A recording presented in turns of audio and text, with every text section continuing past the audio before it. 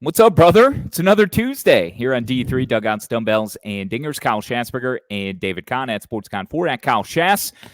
David, we got 3 weekends left of the regular season. We'll be in Hoover, I don't know, less than 4 weeks. 3 weekends, 3 weeks from now. 21 days. Things are ratcheting up. The temperature continues to rise. The stakes continue to intensify here as we move towards the postseason. And for you, my friend, your ailments also continue to intensify as the trials and tribulations continue for one David Kahn in the world of physical fitness, physical activity, sports in general. You're kind of a klutz when it comes to the athletic competitive surfaces. I don't know if I call myself a klutz. I'm just very unlucky. I don't know what is happening to my body. It's breaking down in all sorts of ways. Add to the injury, severely twisted ankle that is probably going to end my tennis season prematurely, 2 weekends before the season ends. Very upset by that. Might end my kickball season too, depending on how long this ankle. I'm already on the IL for tonight. We've been benched, but we'll see. It's a little difficult to walk right now. Not gonna lie. I took a bad step last night playing tennis in a match that I was going to win. By the way, I felt very comfortable. I had the guy rattled, kicked his butt in the first set. We were even in the second set, but I felt the momentum on my side. He was making mistakes. He was frustrated. I could see it in his eyes. I was like, I'm in his head. I'm ready. And I took a bad step, twisted my ankle, had to retire. I couldn't finish the match. I tried to gut through 2 more games, got through them, lost them both, and was like, yeah, I can't move. It's my plant foot. It's my right foot. So yeah, severely twisted ankle. We've been icing it, trying to stay off of it, resting it. It really only hurts when I twist it outside. So we're trying to avoid that movement as well. It's feeling better today, but not anywhere to the point where I can do anything physical. So yeah, we're struggling. We already feel 30, and I'm not going to be 30 for another couple months. One of my favorite kinds of rice and least used kinds of rice in my life: rest, ice, compression, and elevation. That is the mantra that you've been living by over the last not even quite 24 hours as we podcast following your tennis injury. What kind of shoes are you wearing, bro? Like, let's do better. So I was wearing running shoes last night to play tennis because I don't own tennis shoes. So I actually had a conversation with our Lord and Savior, Adam Witten, who plays tennis regularly. And he recommended some areas for me to go check out some actual tennis shoes. So I will certainly be doing that to avoid further injury, or at least lessen the likelihood of further injury. Because I'm not a shoe guy. Like I don't buy copious amounts of shoes.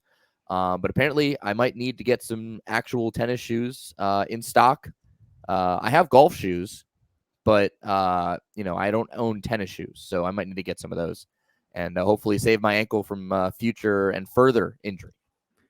Tennis just is maybe too bougie of a sport for your boy here. I bought my daughter a couple of rackets, for her birthday a couple of years ago. We've maybe gone down to the courts twice to play, and bear with us. We'll get to the little guys who are playing with a big game at ECU, Indiana State, and UC Irvine, who had couple of amazing weeks and continue to soar up the rankings. We'll have our Power 10 dudes, hat tips, STA, all of that here on the first of 2 podcasts this week for D3. But speaking of tennis courts, I was also on a tennis court this weekend as my daughter, my 8-year-old, has decided that she wants to ride her bike and figure it out and endure all of the ups and downs. And she did it in her 3rd try. She got a bike for Christmas. Naturally, where do I take her? I take her to the tennis courts because there are no hills, flat surface, and it's also like her own personal hell in a cell, like a cage match where she is just being forced to learn how to ride this bike with no training wheels. Okay. Now I did buy her the gear, the elbow pads, the knee pads, the wrist pads, and the helmet. And by golly, on our 3rd tryout, where we found the time, had the time, the weather was cooperative this past weekend, she's out there and she's picking up speed, man. The turns are a little wobbly.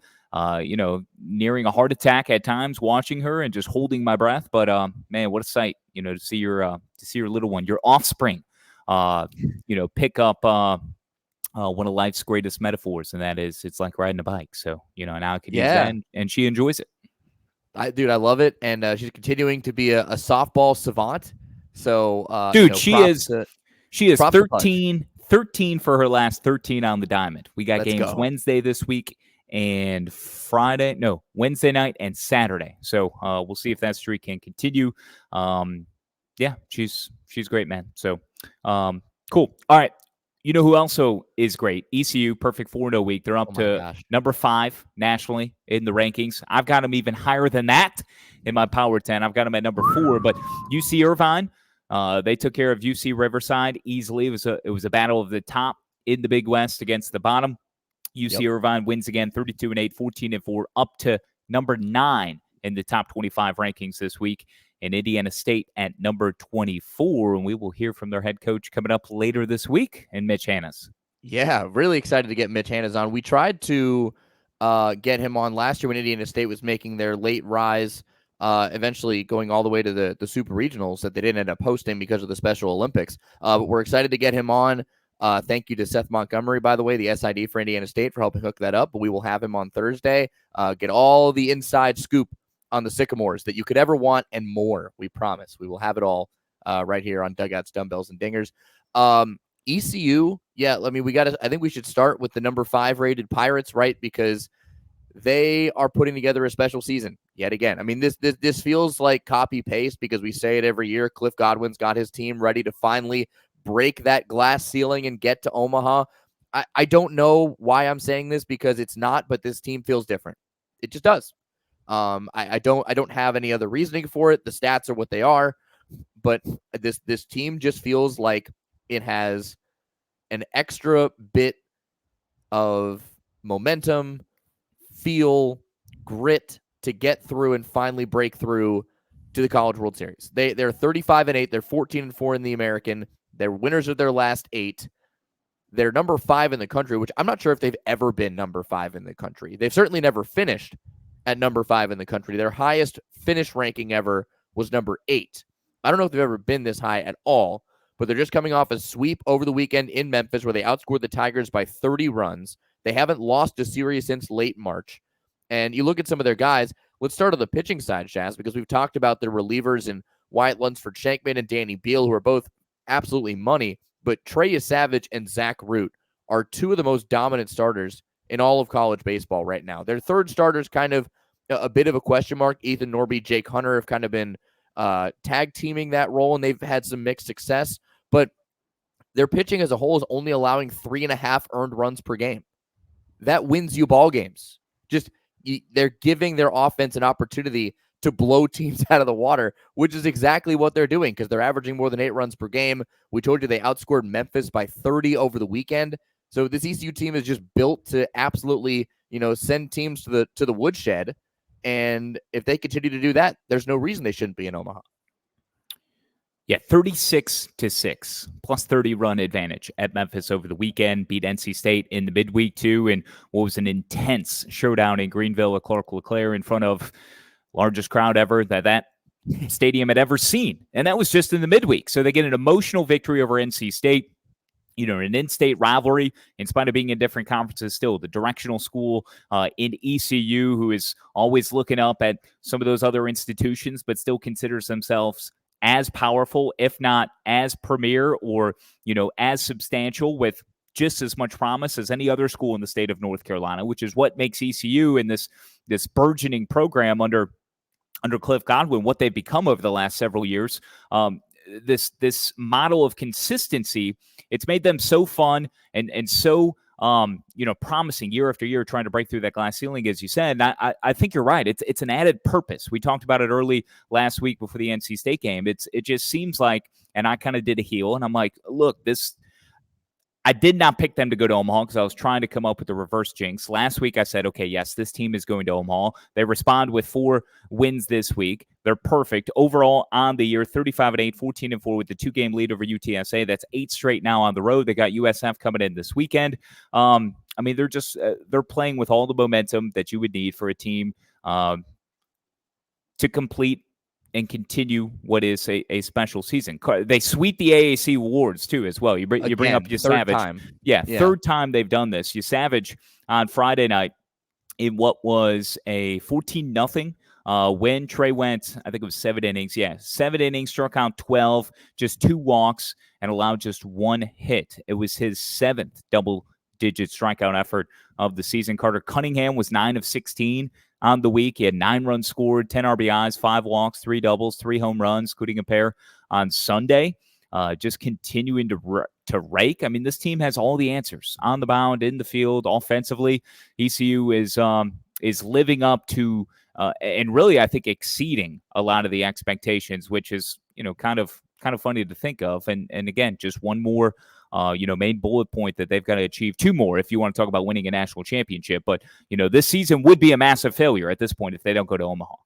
I think so. And I think one of the biggest things right now with ECU being ranked as high as they are at number 5 is that they're in the top 8 national seed picture.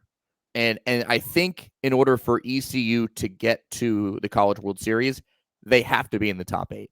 We saw what happened last year when they went to Charlottesville Regional and they lost. And we thought that ECU team was very good too. And they were. They finished 47-19.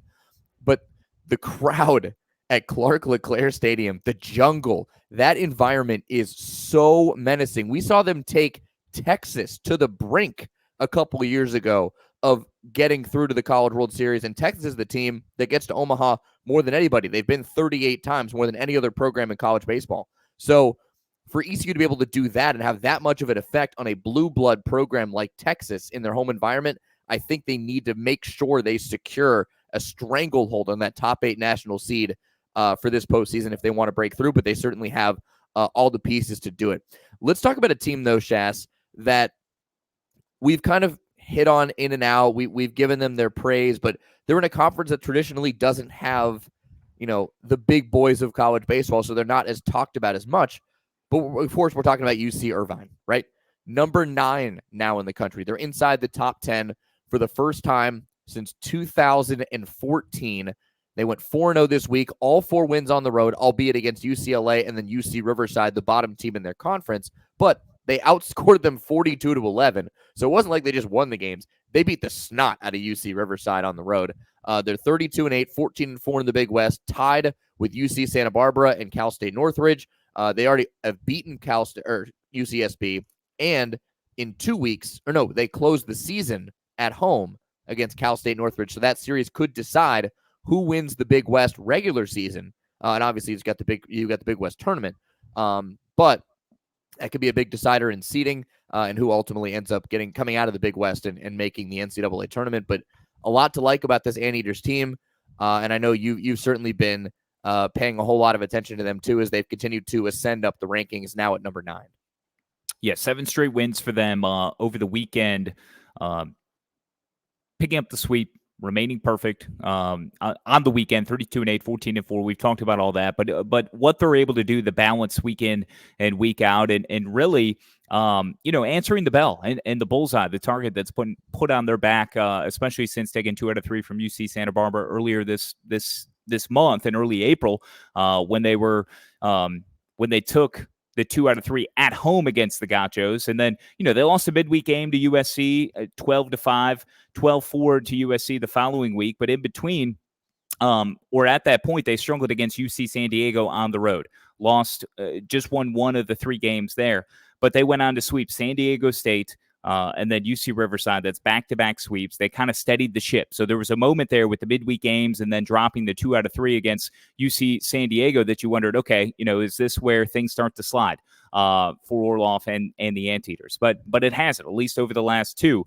So I like this team a lot. You laid out the remaining schedule. Been a big fan of them. They have a huge midweek game against San Diego, and the Toreros have been excelling after sweeping Gonzaga this past weekend in berserk type fashion, 38-6 combined score, 5-4 Friday, 14-2 on Saturday, 19-0 in the finale against the Bulldogs, who they trailed by a game and a half going into the weekend in the West Coast Conference. They out-hit them 21-2. So you got a San Diego team that is feeling themselves, that is going to meet Irvine in the midweek spotlight on Tuesday. San Diego's won 19 of 21. So you've got the West Coast, trying to flex, trying to reveal themselves. And, it's kind of always been, when we talk about West Coast baseball, especially this year, it's kind of been Oregon State who was the only team that was showing themselves, that was ready, to come to the edge. to carry the flag for West Coast baseball as a host and a potential national seed. But I think if Irvine, especially if they can beat San Diego tonight, continue this momentum, I think, the RPI is going to hurt them based on the remaining schedule that they have as a host. But, if they can win each of the remaining weekend series, I still think this team has an outside chance potentially of being a second host representing the West Coast as the second team hosting come regional weekend. There's certainly a glimmer of hope for that, but let's look a little bit into some of the things that make this UCI team unique. And I think the one that we have to start with, they lead the nation in hit by pitch at 117, which, by the way, is not their record. They had 133 last year.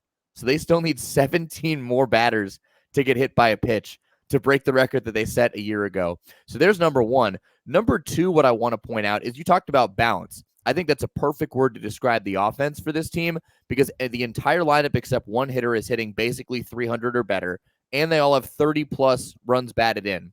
They lead the Big West in basically every offensive category. But if you look at the pitching side, that's where I'm kind of like, how is this team winning games? Because their ERA is rough.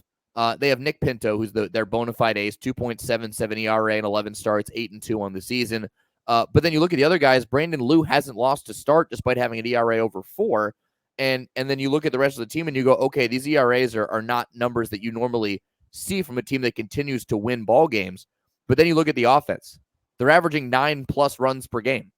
You don't lose games that you average 9+ runs per game in. So they're overcoming their possible lack of depth on the mound with just a really consistent, even-keeled offense that they don't mind winning games 19-16 if they have to.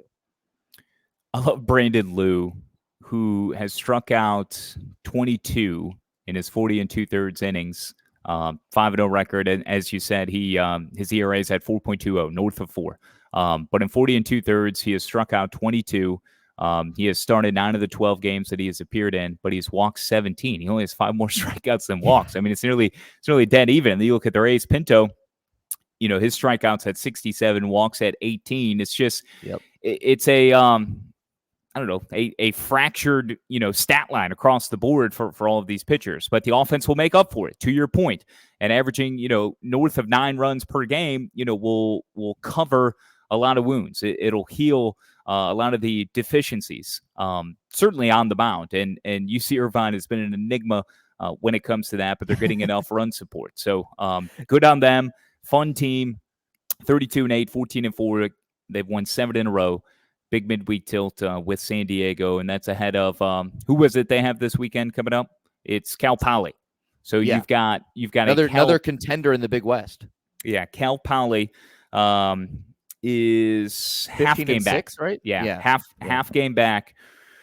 Irvine's in a tie for third. Now they hold the tiebreakers over Santa Barbara and I forget who the other Cal team State was. Northridge, CSUN. Yeah.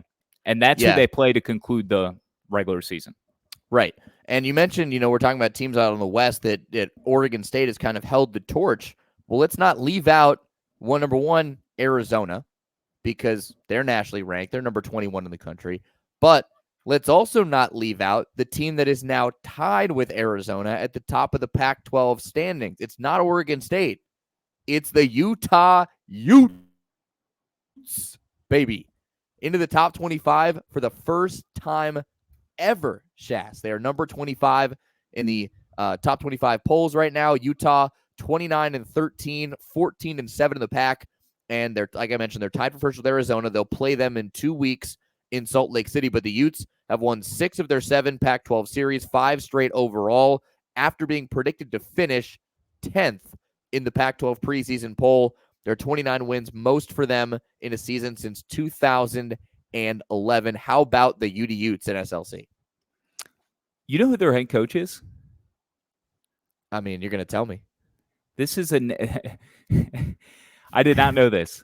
It's Gary Henderson. Do you remember Gary Henderson? Is it really? I didn't know. I actually didn't look up their head coach. Mississippi State's Gary Henderson, who stepped in to plug the gap, I think at one point, right? Wasn't it after he was the one that came in, I want to say, after Canizero and his bloody exit, if you will. Was he in between? Before Lamonis. Yeah, Lemonis. Okay. And he might have stayed on. God, I'm trying to Yeah, he came in 2018 as so he as joined the the interim. staff in 16 Yeah. as an assistant, then was the interim in 18, and then didn't coach in 19 before coming to Utah in 2020. Okay, so he was not retained, or he did not remain under Lemonis's watch in any capacity. He wasn't a Right. part of the College World Series team, and Nope. why would you? You come in, you're with Cannizzaro, and then you become the interim. You take a year off, and look what he's done to Utah. First time since the poll from D1Baseball.com, 2015. So we're talking not quite a full decade, but Utah has never been in it. They've never been in the top 25. And you said they were picked what? 10th in the preseason? 10th in the preseason poll. Yeah. Yep.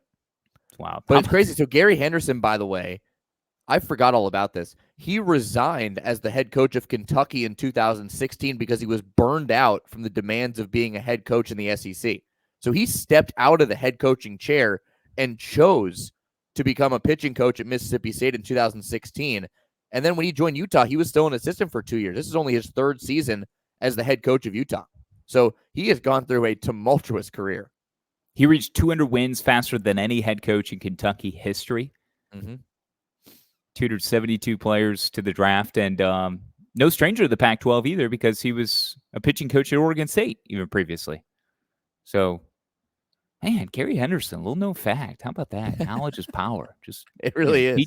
Teaching ourselves here. Man, Utah. Pitching staff ranks third in the Pac-12, 44th nationally, 4.71 ERA. I know you've noted some of these already, but I only listen to. No, I hadn't gone into many of the details, so okay. Do it, because the pitching staff. One, I mean, their closer Micah Ashman's insane. He leads the Pac-12 in saves with 10, third most in the nation. Also has the career record at Utah for saves at 19. And then they've got two of the top 5 guys in the Pac-12 in average in Core Jackson and Kai Roberts, the latter of which just set the single season stolen base record over the weekend with 28. He's no Enrique Bradfield, but I mean, 28 is pretty good. And he's also got the career record there at 61 steals as a Ute. So Utes got some players. And I mean, look, this is a year that nobody saw coming, right? Predicted 10th of the Pac-12, and now you're contending for first with 3 weeks to play and a series against Arizona still coming up at home. The cards are laid out for Utah to win the Pac-12. They're there. Love to see it. Oregon State and Arizona will conclude. Speaking of Arizona, you touch on them. So after the series at Utah, which is coming up after this upcoming weekend, so Utah and Arizona will meet a week in less than 2 weeks. Okay, so 3 remaining. 10th to the 12th. Yep. Yes. Yeah. 3 remaining regular season series. Arizona has Stanford at home, at Utah, and then Oregon State. So circle that one. We just talked about UC Irvine and Cal State Northridge meeting in the Big West, to conclude the regular season. Arizona will have Oregon State. But you talking about those two back-to-back at Utah, and then you get Oregon State at home. Not to mention Stanford's been playing a lot better. I mean, that's murderer's row for the Wildcats here to close over the final 3 weeks of the regular season. It is, and we were talking about Florida dealing with murderer's row. Of course, the Gators lost another series this past weekend. We'll get to that in the when we get to the Power 10. But yeah, goodness, Stanford, Utah, and Oregon State for Arizona. And that's why, Arizona squandered an opportunity this past weekend against Washington. So there's a flashpoint of their season right now, where they could potentially spiral. So how do they steady the ship and put the train back on the tracks? Because they won Game 1, 3-2 over Washington in Seattle, but then lost a 1-run game 4-3, and then lost another 1-run game. That's 3 1-run games, only winning Game 1, 3-2, but then losing in 13 innings, a backbreaker, as they got walked off on by the Huskies 9-8 in Game 3. So you aren't able to win the series at Washington, and then we laid out the schedule already: Stanford at Utah, and then Oregon State. It's not easy for an Arizona team that just had a double-digit win streak, too, not too long ago. It was, 12, 13 in a row I think they had rattled off? Yeah, I mean, the good thing for Arizona is 2 of those final 3 series are at home, and you always want to play, your final few series at home, get your home crowd behind you. But yeah, Arizona's, I mean, they got a tough assignment ahead. So we'll see how that plays out. Pac-12 will certainly be Pac-12ian, as we love to say, down the stretch. But you wouldn't want it. you wouldn't want it any other way in the final season. No. Swan song of the Pac-12. So yes, create chaos. Let's go. And then we have the wacky Pac-12 tournament, the way they do that. So let's just throw it all out the window and see what happens. I'm excited to watch the Pac-12 close the curtain one final time. Let's talk about one more mid-major. We already mentioned we're going to get all the details on these guys on Thursday when Mitch Hannes will join us on Dugouts, Dumbbells, and Dingers.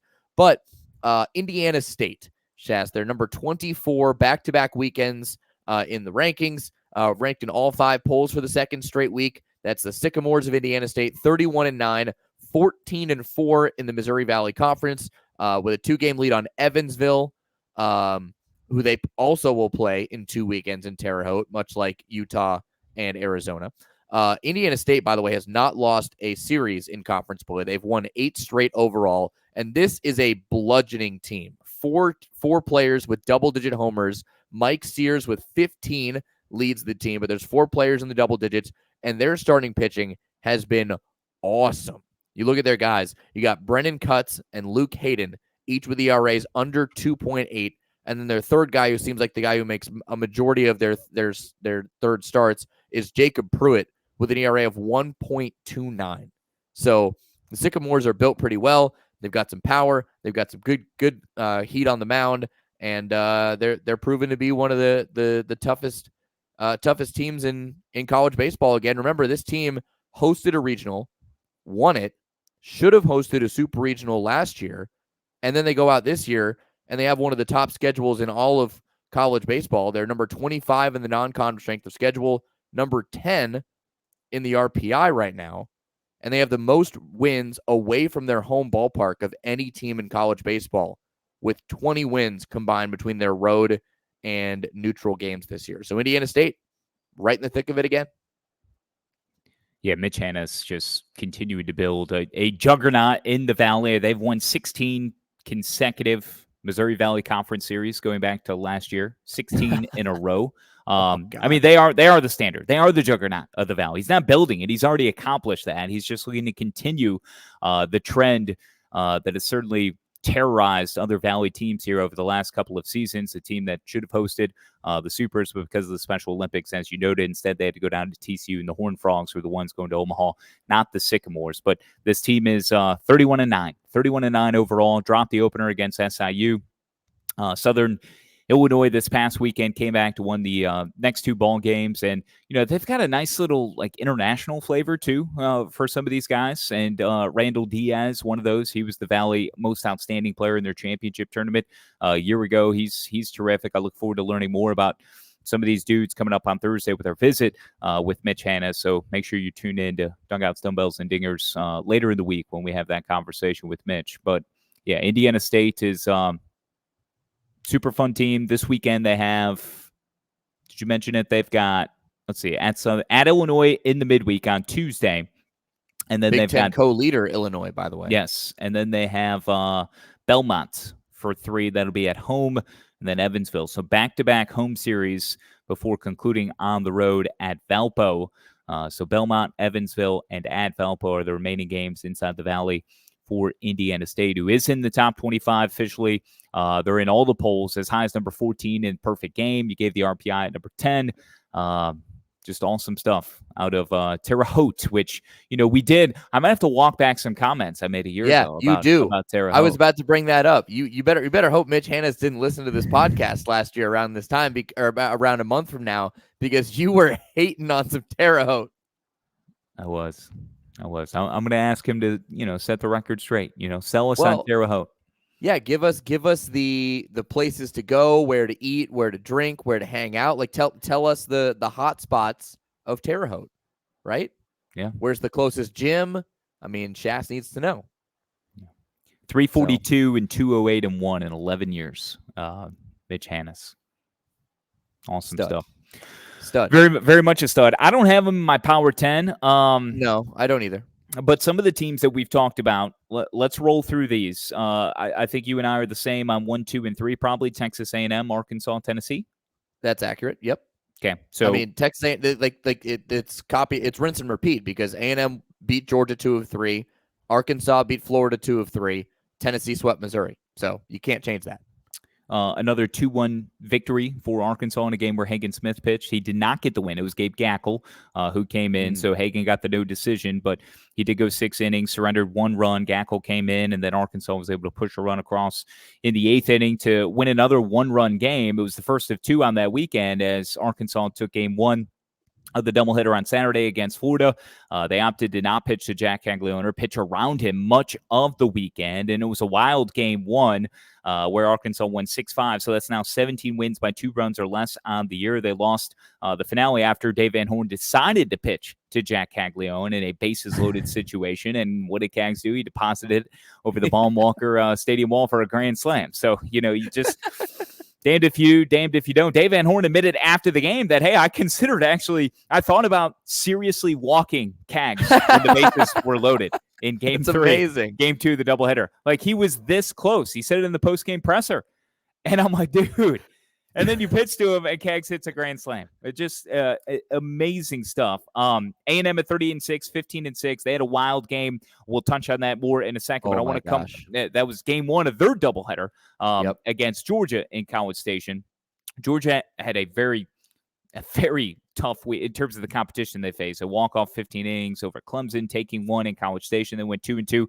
To me, they're kind of knocking on the door of the Power 10. And Charlie Condon setting, single season or the program record for home runs and also RBIs. 29th home run now is where he's sitting at, passing Gordon Beckham for the single season mark. And with that same swing, he also gets the RBI mark. I don't know if you recall, it's 51. Well, he has the career home run record now too.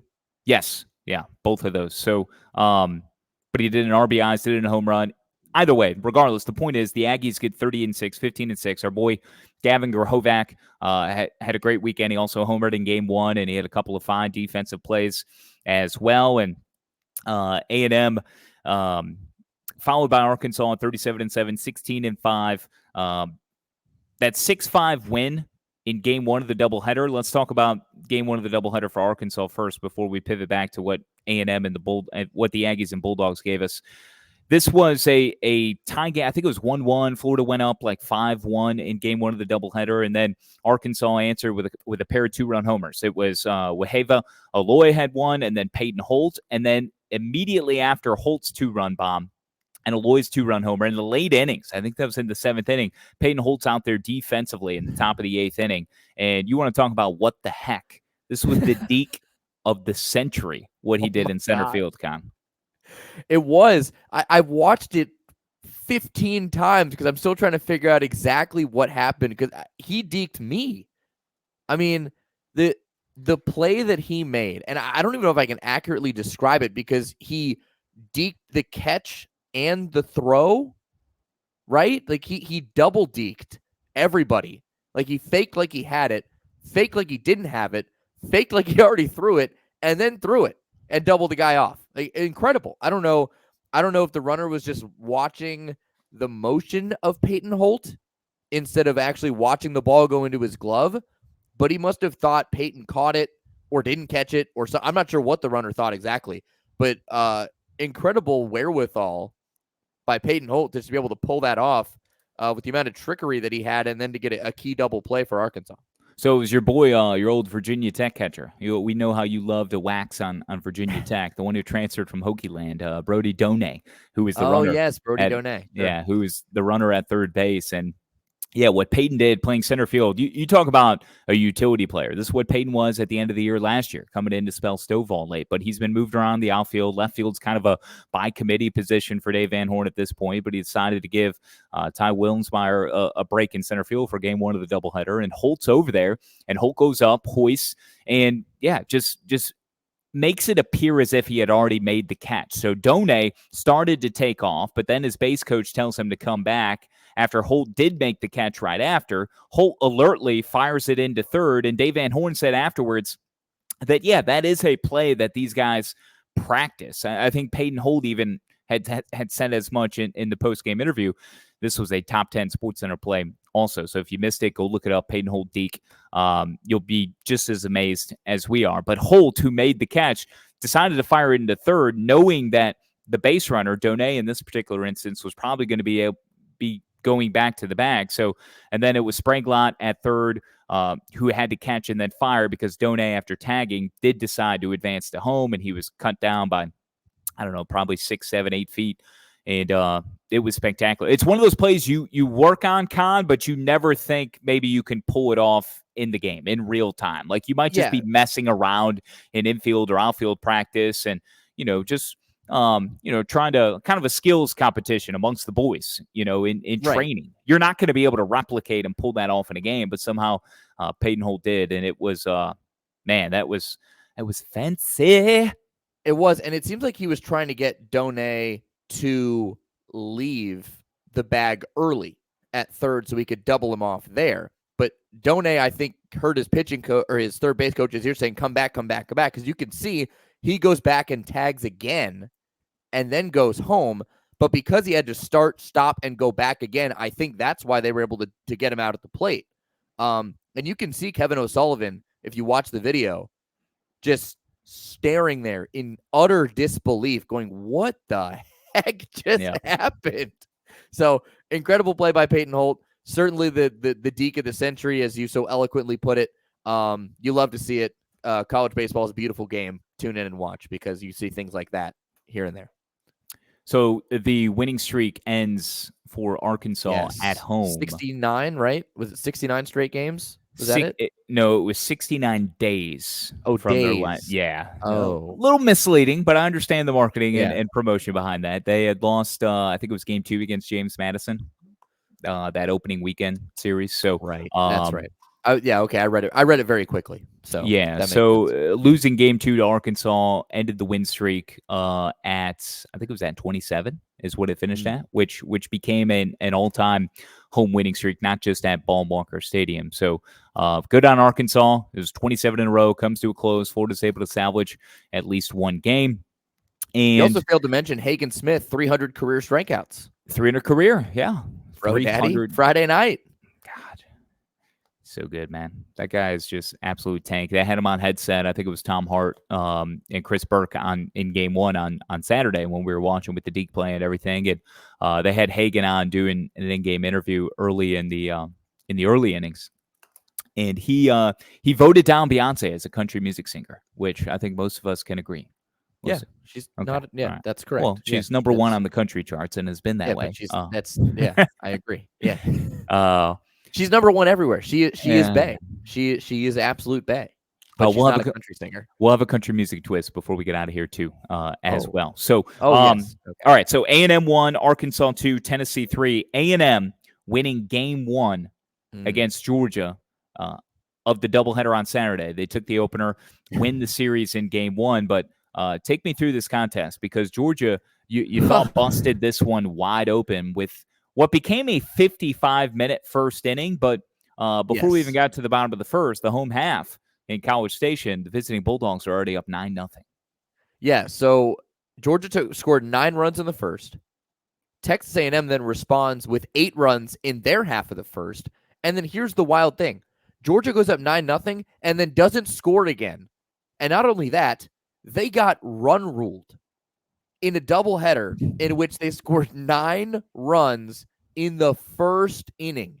Texas A&M goes on to score 19 unanswered runs, 8 in the first, 8 in the 6th, 2 in the 7th, to 19-9 mercy ruled the Bulldogs in game 1 of the doubleheader. That is bonkaroos.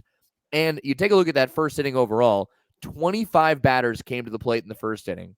6 homers were hit, 3 by each team. It gets weirder. Both teams' first batters were hit by the pitch. And there was only 1 strikeout in the entire inning. Gosh. That's it. But the craziest thing about all this is that Texas A&M scored 19 runs unanswered and run ruled Georgia after being down 9-0 before they even got to the plate.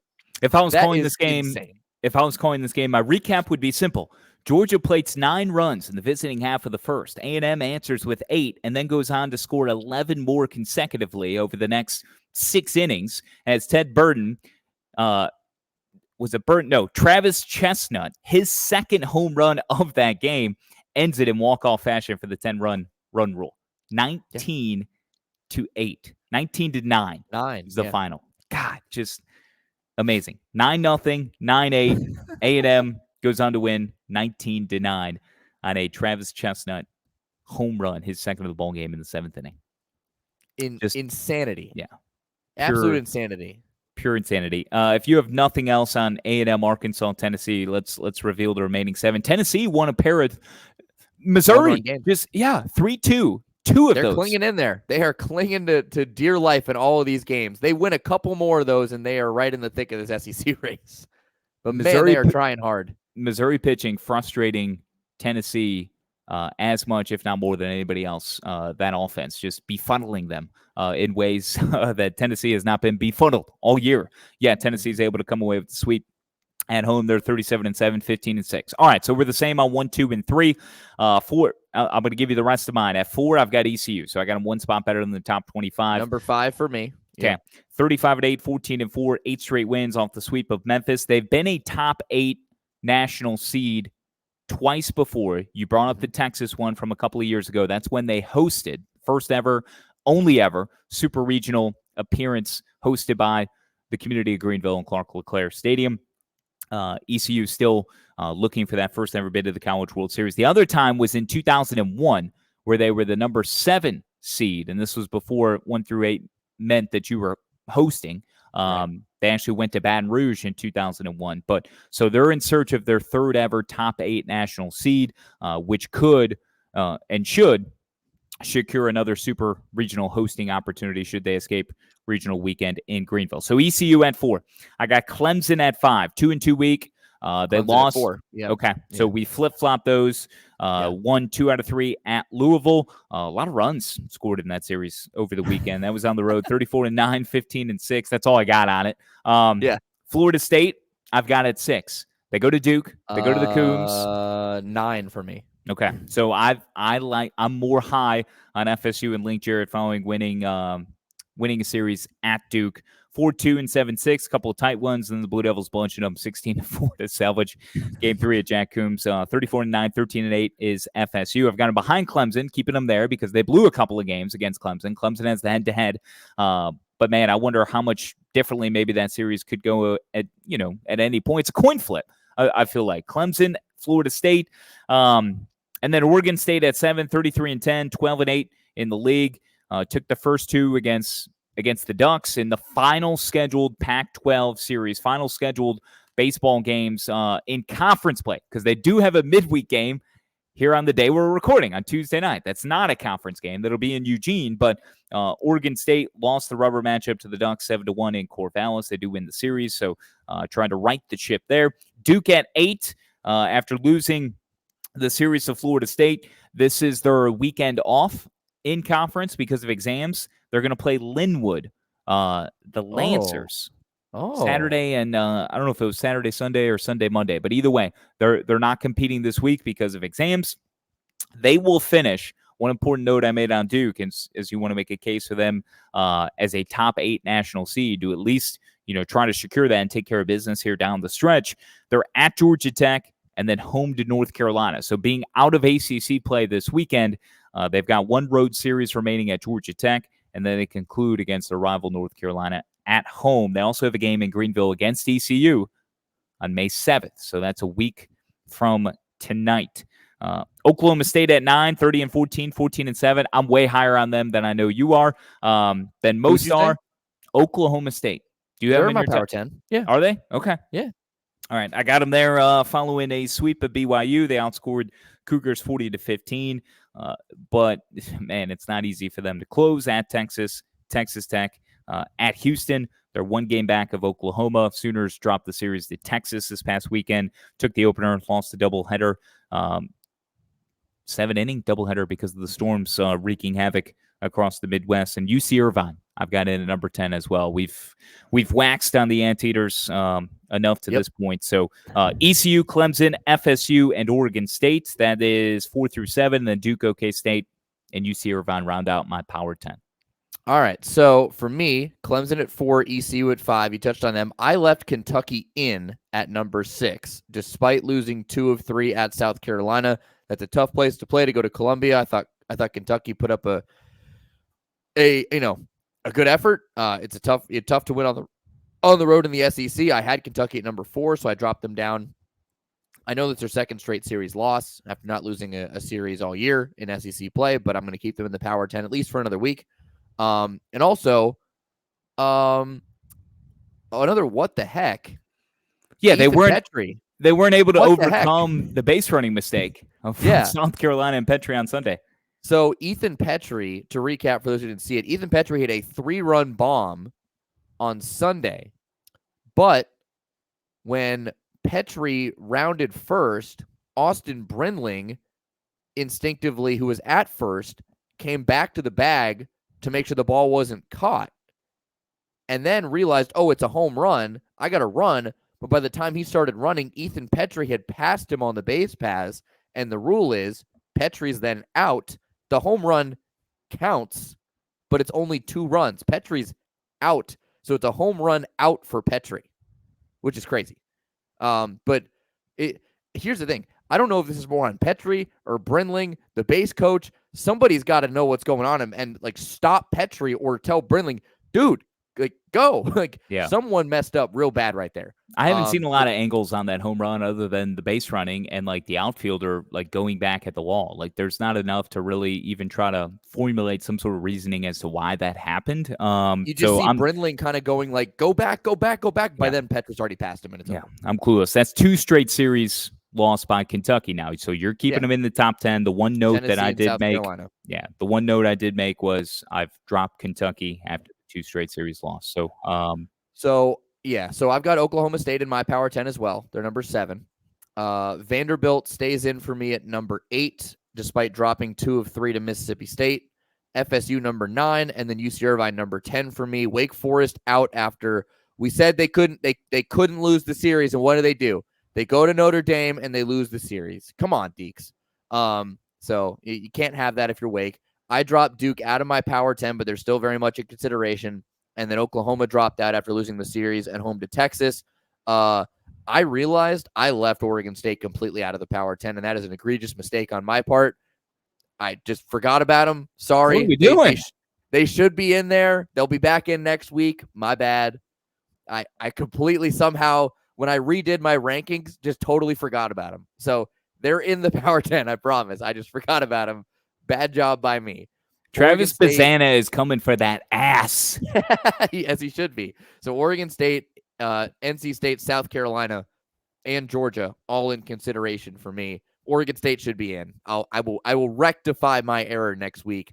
Sorry, Beavers fans. You know what, Kahn? I appreciate you at least recognizing your error in the moment, because how many errors and egregious mistakes do I make all the time, and I just gloss and just blow right through them and really don't even care. Many times I lean into them. Yes. and I hope that nobody brings it. Actually, I know I'm not going to bring attention to them. I trust that you and others will bring attention to them, and sure enough, that always happens. So yes, exfoliate. Yes. Which is one of my favorite words, and I say it all the time when I'm in the, in the bathroom, taking care of myself, shower, whatever, exfoliate. I just, you write it down, and you get tongue twisted sometimes, man. I just can't read. It's all right. I just can't read. Reading's hard. Math is hard too. All right, let's do a little predictions here, Shass, before we get to our dudes, hat tips, and SDAs on the way out, because I'm curious where your head is at with 3 weekends left to play in college baseball. So let's do a little exercise. Power 5 conferences. Let's pick our 5 winners for the regular season, not the tournament, because the tournaments get weird. We know this. Let's pick our regular season winners. So let's start with an easy one, because I think we both agree here, although you might contrarian me, as you often like to do. Let's start with the SEC.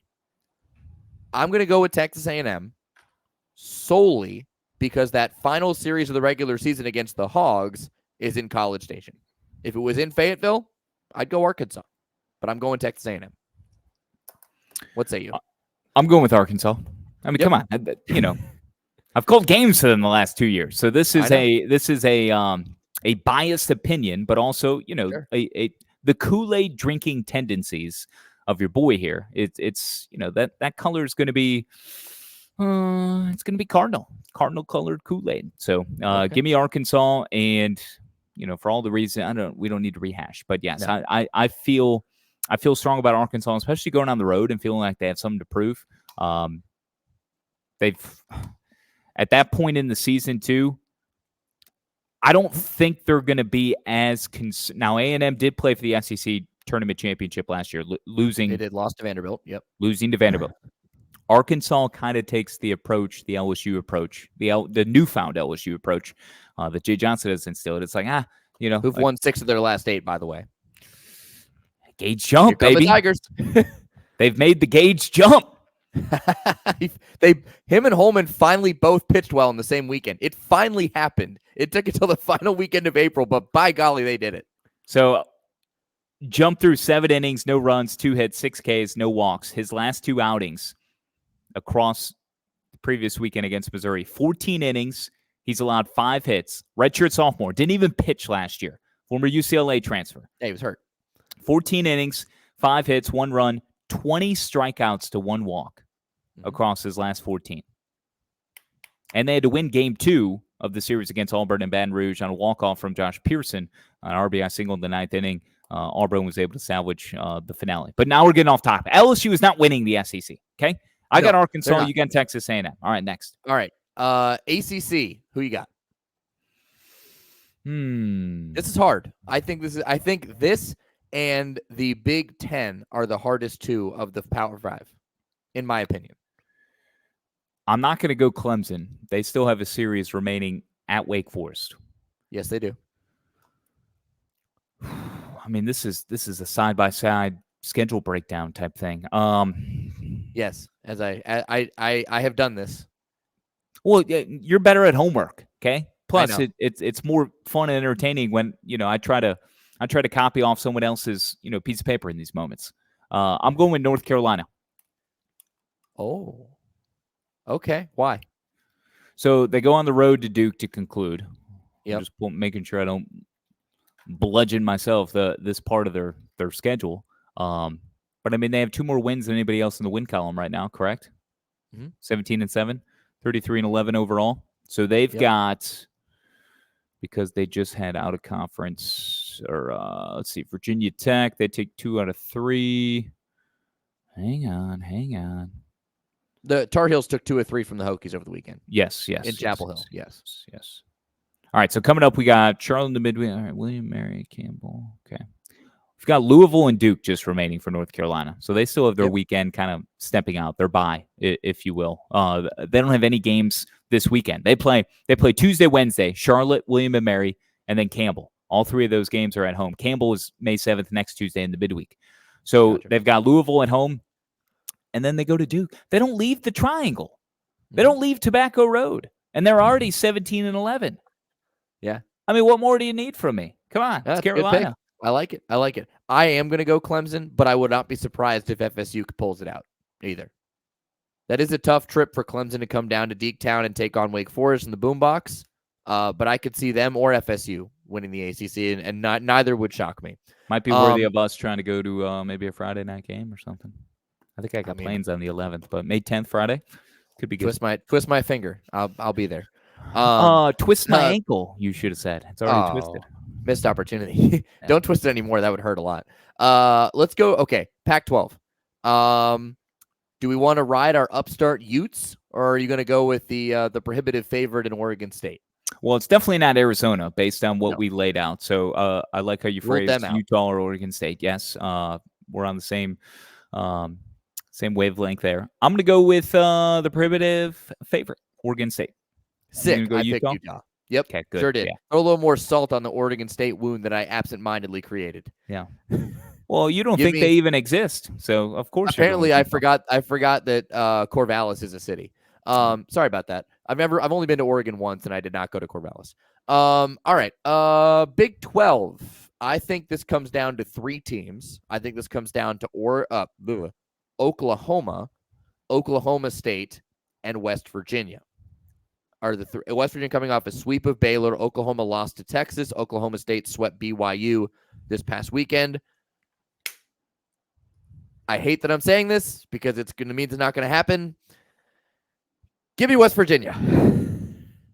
I have them winning for the same reason I have Arkansas. No. West Virginia has the easiest schedule remaining, in my opinion. They play Cincinnati, Kansas State, Cincinnati at Cincy, but it's Cincinnati. They're kind of rough. Kansas State also having a tough season, and then at TCU to close, who TCU coming into the year is ranked in the top 5 and has fallen off a cliff. So at TCU, tough place to play for sure, and I know 2 of those 3 series are on the road, but when you look at Oklahoma State's schedule, you already laid out Oklahoma's schedule. That's a very tough schedule for the Sooners, and when you look at Oklahoma State's schedule, they still have to play Texas in Austin, which I know Texas has not been, the prohibitive conference favorite like we've seen in years past, but they still have to go there. Then they host Texas Tech. That's going to be a high-powered series, and then they go to Houston to take for the final series of the regular season. Houston has not been very good either, but it's still on the road, and I think the combination of playing Texas Tech and Texas in back-to-back weeks could hurt Oklahoma State. Yeah, okay, so the Pokes were the schedule I laid out, not Oklahoma. So yeah, that one is right. that's menacing. That's as menacing as it comes. That's why, in spite of me having OK State in number 9 in my Power 10, I don't think they're going to win the Big 12 at this point. They're only a game back of OU, and OU's got Texas Tech in Lubbock this weekend, but then they have Baylor and Cincinnati. If they could find a way, Oklahoma to somehow steal a couple at Texas Tech, but they just lost a series to Texas, and didn't the Red Raiders drop their series this past weekend too? Mm-hmm. Yeah. So the reason I have West Virginia is because West Virginia has the tiebreaker over Oklahoma. Yeah. Because they won that series in Norman. So I think they might finish even, but then give the tiebreak to the Nears. Okay. Here's my pick for the Big 12. Okay. You ready for this one? Yeah. The Kansas Jayhawks. Oh. So Kansas has Big won 6 win in a row. Kansas. Yeah. They've won 9 of their last 10. They're 12-9 in the league. They're 3 back in the standings. So they're staring up at 4 of their teams in Texas, West Virginia, OK State, and Big 12 leader Oklahoma. But here's what Kansas has remaining. They swept Texas Tech this previous weekend, so they're the ones that dealt the blow to the Red Raiders. RPI went up more than 25 spots, by the way, for the Jayhawks. Woo! Into the bubble. Wave the wheat, baby. KU is back. Rock chalk. They've got the Sunflower Showdown this weekend. Kansas State at the Little Apple. And then they've got Houston and Texas to close. I see them winning all 3 of these series. And if they do drop one, I think they're going to sweep out of one of them. And I think there'll be enough carnage and chaos above them where I think Kansas, can come out of left field here, per se. So I like it. 9 out of their last 10. Outside thinking, outside the box. Give me KU. All right. Big 10. I don't have a pick because there's too many freaking teams at the top right now. 5 teams within 1 game of each other. Purdue and Illinois, and then Nebraska, Indiana, and Michigan. 11-4 for Purdue and Illinois, 10-5 for the other 3. I don't got a damn pick. I have no idea. There's too much going on in the Big 10, and it annoys me. So I don't got one. Whoever wins, good job. That's all I got to say about the Big 10. ILLINI. Give me Illinois. Sure. Which, by the way, Illinois is debuting beer bats tonight against Indiana State. Oh, good catch, man. I missed my invite. Ohio State and Iowa at home before concluding in West Lafayette at Purdue. So Ohio State and Iowa at home before at Purdue for Illinois, who is currently tied with Purdue and top the league standings at 11-4. Yep. And Ohio State and Iowa are middle of the pack. So it's not a cakewalk by any means, but I'm going to go with the home team in my heart, being the Chicagoan that I am. Root for the home team. Yeah, give me ILL. All right, who else we got? Nope, that's it. That's the 5. Okay, good, because that was some heavy lifting, man. That was strenuous. I'm sweating through my shorts. All right, we'll take a breath, and I'll run through my dude and hat tip, and then you can do both of yours, and then we'll do SDAs on the way out the door and lineup card, and we'll be done. So my dude, Charlie Condon, don't need to say much more. The single season and career record or career home run leader in Georgia history. Congrats, you're my dude. We already talked about it. Moving on. My SDA though is going to go to Caleb Cozart. You remember Caleb Cozart? Shass, we've touched on him here and there. So Caleb Cozart, great story for those of you who don't know. Started his career at North Carolina. He was a pitcher in 2019. then needed UCL surgery, and when he was rehabbing, volunteered to be a part of a concussion study. But as a part of this study, they actually discovered that he had a brain tumor. So when they discovered this, he continued to actually play through the 2021 season with the brain tumor and then had brain surgery. Jeez. And after that, he transferred to UNCG in 2022 and then became a hitter. So was a pitcher in 19 with North Carolina, had surgery on his UCL, finds out he has a brain tumor, plays with the tumor, gets surgery, transfers to UNCG, becomes a hitter, and this past weekend, he became the single-season home run leader at UNCG with his 18th dong of the year. What a story. Caleb Cozart, my man. King of the dongs, king of the comeback. Love it. Hat tip to you, Mr. Cozart. No, it's a great hat tip. I did not know. I appreciate you educating us on that. I did not see his backstory of what he's had to overcome at this point in his career. So yeah, real cool. Yeah, absolutely. You're doing your hat tip, sir. Okay, so and then I got another beef with you also that I boy. want to circle to real quick because you want us to do this conference, pick your conference champion of the Sure. regular season exercise, and you say power 5, but I think we still should have added another one or two. But here is my dude. Add one. I don't care. My dude is Hunter Hines. So Mississippi State goes to Nashville, goes to Music City, takes 2 out of 3. They lose game 1. That was the Cunningham complete game for the Commodores, but after Vandy took game 1, Hunter Hines and this Mississippi State offense explodes against Carter Holton to take game 2, 7-4. In that game, Hunter Hines was responsible for all 5 runs off of Carter Holton, Vandy's stud, who's pitching in a game 2 role following Cunningham. But Hunter Hines, after 2 home runs on Saturday and a 7-4 win, with Mississippi State jumping out to a 6-0 lead on Sunday, squandering that lead, falling behind 7-6 in the late innings, Hunter Hines comes to the plate with 2 outs in the top of the 9th. Vandy trying to secure the series in the rubber match. And what does Hunter Hines do? He hits his 3rd home run of the weekend, following up his 2 home run effort the day before. And it's a 2-run shot that helps Mississippi State to an 8-7 win to stun the Vandy boys in Nashville. Hunter Hines, big-time onions for you, my friend. And Mississippi State, I think that swing represents much more than just a win at Vanderbilt, a series win on the road in Nashville. It represents a real chance and what I think will become a reality come Selection Monday, and that is Mississippi State will be a host. And the dude is going to have postseason back for the first time in over 2 years. Ooh, and even more bad news for Vanderbilt in that loss. Jaden Davis got hit in his orbital bone by a pitch for the Vandy boys. He needs surgery for the damage that was caused to it. Tim Corbin did not say after the game whether it was going to be season-ending surgery, but he needs damage. He was trying to bunt, right? Yeah, and he got hit in the face. Yeah. Yep. He was swearing around to bunt, hit in the face. Not in the lineup Sunday, but he was at the ballpark with the team. They have not announced whether this surgery is season-ending for Jaden Davis. So we'll see. But tough news for Vandy on the field and off the field with Jaden Davis. Your hat tip, sir, for the country music lovers abound.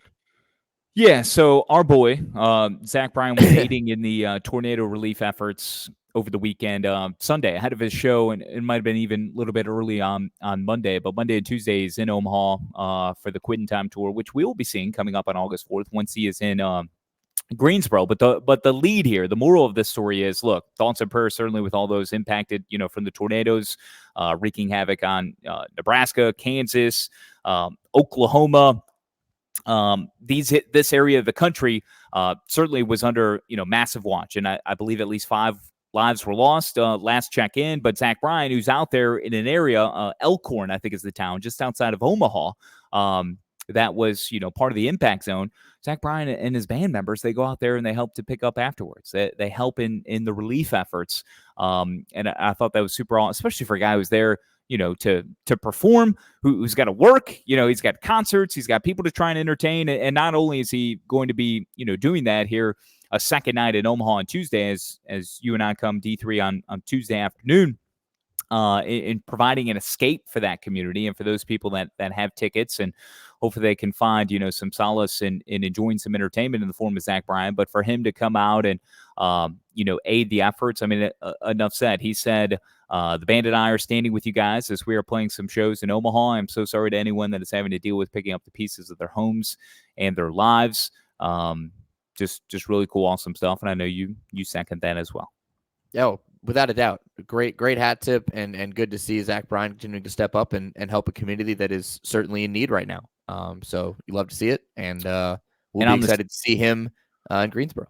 And on the same note, because of those storms, Norman, Oklahoma was under the microscope as well, with severe storms all around and the tornadoes, the delays that were consuming the Oklahoma-Texas baseball series. And I think the finale in 7 innings of that doubleheader on Sunday didn't end until closer to maybe 8 o'clock or 9 o'clock local time on Sunday, as those teams were trying to complete that series. At one point on the weekend, the managers for both Texas and OU were out there displaying some fungo golf. Yes. Yeah. So it spreads.